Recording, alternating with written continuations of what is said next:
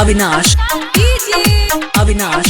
सिरहा जिला मल्हानिया पिरारी सिरहा जिला मल्हानिया पिरारी सिरहा जिला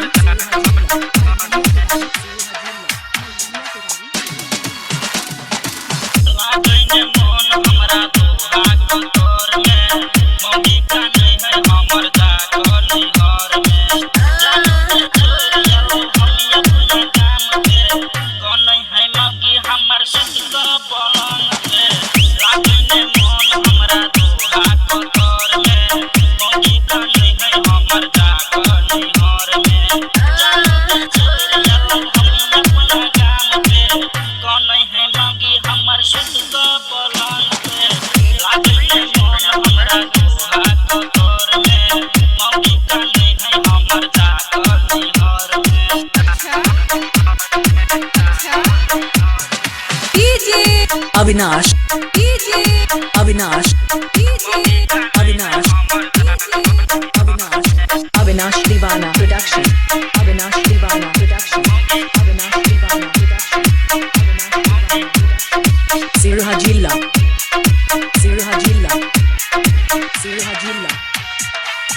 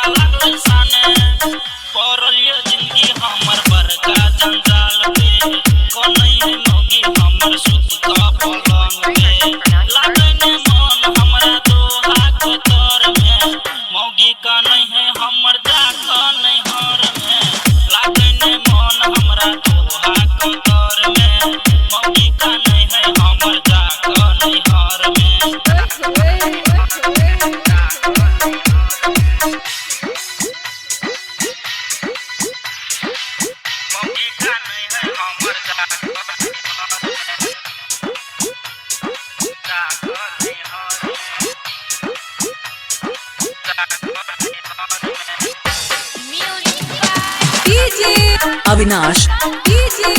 अविनाश सिरहा जिला मल्हानिया पिरारी सिरहा जिला मल्हानिया पिरारी सिरहा जिला मल्हानिया पिरारी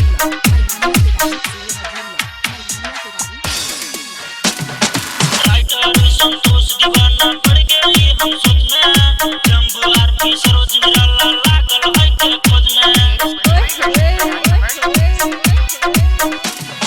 राइटर संतोष दीवाना पड़ गई हम सोच में जम्बू आरपी सरोज निराला लागल है के खोज में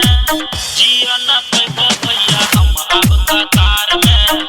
सुन के बोली टेंशन भरला कपार में लागै न मन हमरा तो मौगी का नहीं है हमर जात नहीं हर में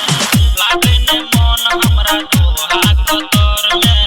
मौगी का नहीं है हमर जात नहीं हर में लागै न मन हमरा तो हाथ तोर में मौगी का नहीं है हमर जात नहीं हर में लागै न मन हमरा तो हाथ तोर में मौगी का नहीं है हमर जात नहीं हर में मौगी का नहीं है हमर जात नहीं हर में।